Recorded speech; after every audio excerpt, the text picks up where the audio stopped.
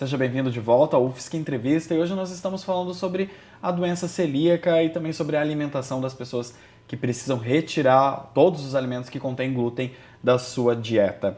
Estamos recebendo a pesquisadora Amanda Bagolin do Nascimento, que é pesquisadora do Núcleo de Pesquisa de Nutrição em Produção de Refeições da UFSC, que tem como linha de pesquisa o comportamento alimentar. Amanda, a gente falou no bloco anterior, deu um contexto, né, do que é o glúten, do que é a doença celíaca. E agora eu gostaria de começar falando com você sobre a sua pesquisa, né, com os celíacos. O que te chamou a atenção para começar a desenvolver esse tipo de pesquisa com relação à dieta dessas pessoas? Bom, a motivação para a pesquisa, essa pesquisa, antes de tudo, ela tem orientação da professora Evanilda Teixeira e com orientação da professora Giovana Fiates, e o estímulo para realizá-la foi em função de nós identificarmos que esse era um nicho que não estava recebendo atenção. Os celíacos, eles não existiam muitos estudos na área com relação ao que pensam os celíacos, como é importante uma alimentação, visto que é uma patologia em que o único tratamento para ela é a alimentação, salvo casos muito escassos, a alimentação é o tratamento para o celíaco. Só que não existe um investimento com relação aos produtos sem glúten, com relação à sua alimentação. Então, nós identificamos aí um nicho que faltava ser pesquisado. Uhum.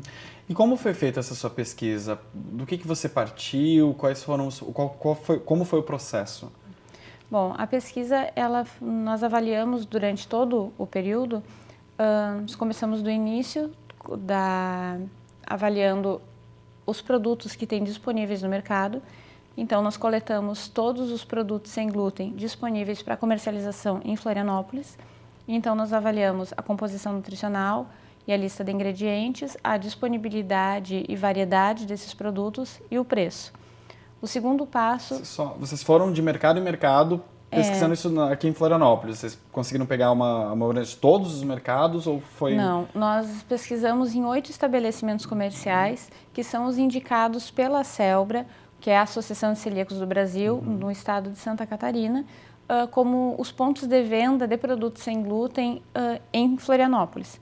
Então, nesses estabelecimentos indicados, nós fomos fazer a coleta desses produtos. E Amanda, esses estabelecimentos, eles estão mais concentrados na região central, nas regiões urbanas, ou estão mais afastados para a periferia também? É diversificado? Ou estão em regiões mais com padrão de vida mais elevado? Não, eles são bastante concentrados na região central. E nós identificamos 3 mercados e 5 lojas de produtos natural, mas todas na região central da cidade. Uhum. E então, como que foi? Depois, a partir desse mapeamento, né, dos alimentos e dos locais, qual foi a próxima etapa? Bom, depois nós passamos para a etapa da pesquisa que já era com os próprios indivíduos que têm doença celíaca.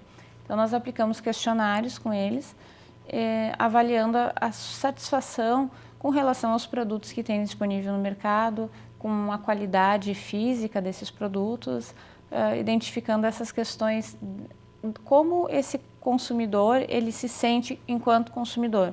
E além disso, nós procuramos identificar qual era o produto que eles mais sentiam que tinham necessidade de que fosse desenvolvido, de que eles gostariam de consumir um produto desenvolvido especialmente para eles.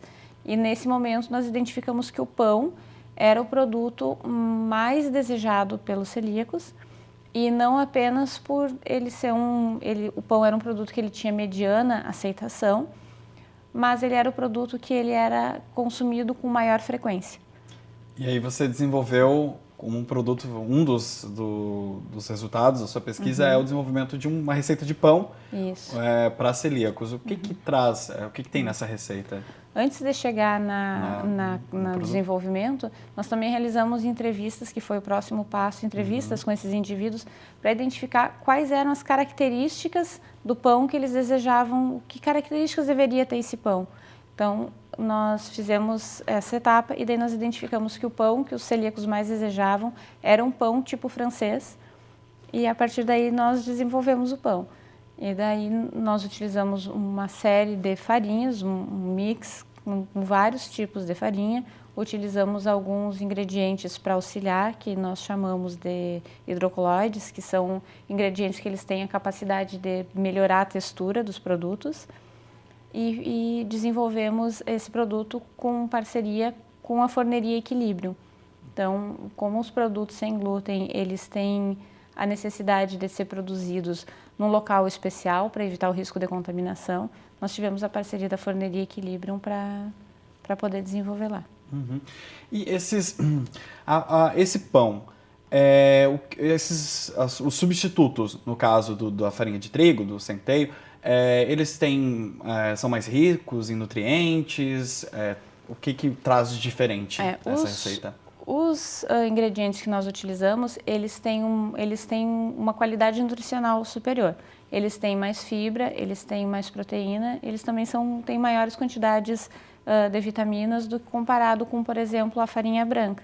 Que normalmente os produtos sem glúten, eles são elaborados, aqueles que nós identificamos que tinham disponíveis para os celíacos até então, eles são elaborados a partir de farinhas brancas, farinhas refinadas e que não são fortificadas. Que no Brasil também existe uma lei que obriga que a farinha de milho e a farinha de trigo sejam fortificadas com ácido fólico. Entretanto, como os celíacos já não podem comer a farinha de trigo e a farinha de milho, normalmente, ela vem de pequenas produções, então ela não é fortificada. Então, mais uma vez, os celíacos, eles ficam prejudicados. São prejudicados. Uhum.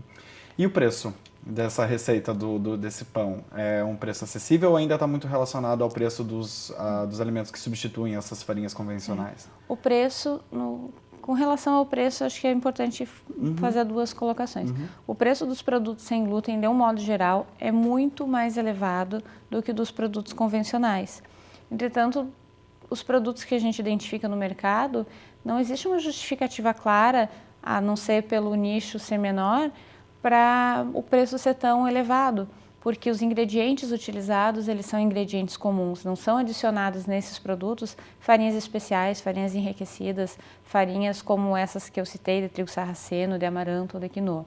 O pão que nós desenvolvemos, comparado com um pão tradicional, que seria um pão francês, ele com certeza teve um custo mais elevado. Mas ele foi elaborado a partir de farinhas especiais. Então, o preço chega a ser não sei quantas vezes superior ao preço da farinha de amaranto e de farinha de quinoa com relação à farinha de trigo. Existe algum estabelecimento aqui em Florianópolis que já venda esse tipo de pão, essa receita que você propôs? Não existe, não. Nós apenas fizemos o modo experimental, mas nós não levamos ele para comercialização. Essa receita está disponível na sua pesquisa, no site do núcleo de pesquisa? Não, por enquanto ainda não, porque como é uma pesquisa a gente precisa de publicação e para garantir, então por enquanto ela não está disponível. Necessita-se de um tempo, né, para que seja validada, acho que é um período até grande, são 5 anos? É o tempo de publicação, então a gente não pode por enquanto, fazer isso. Mas aguardem. E, Amanda, também com relação voltando ali às entrevistas que você fez, uma das etapas da sua pesquisa, né? Existe uma preocupação das pessoas com relação ao preço, à acessibilidade desses produtos? Porque, querendo ou não, a gente vê que é uma doença aparentemente que o tratamento para ela é elitista. E as pessoas a gente vê que o diagnóstico da doença celíaca está se ampliando, tem muita gente com essa doença. E será que pessoas com poder aquisitivo menor teriam condições de manter uma alimentação? Como que elas poderiam também fazer? Existe essa preocupação, primeiro, dos seus entrevistados? Existe.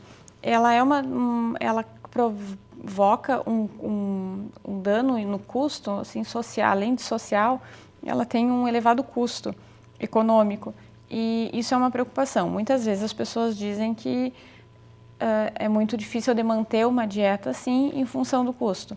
Mas, além disso, existe uma preocupação das pessoas que, por exemplo, das pessoas que eu entrevistei com relação àquelas de menor poder aquisitivo, porque é muito complicado para manter.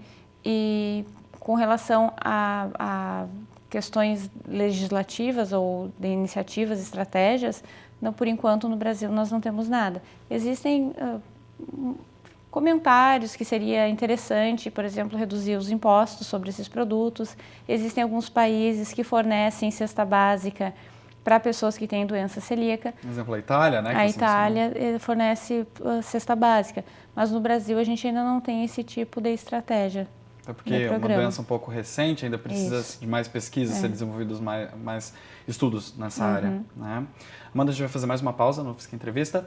E você aí de casa, no próximo bloco, a gente vai estar conversando um pouco sobre a dieta do celíaco e uma possível mania, né, Amanda, que você descobriu na pesquisa, das pessoas estarem adotando também como dieta própria. Voltamos já.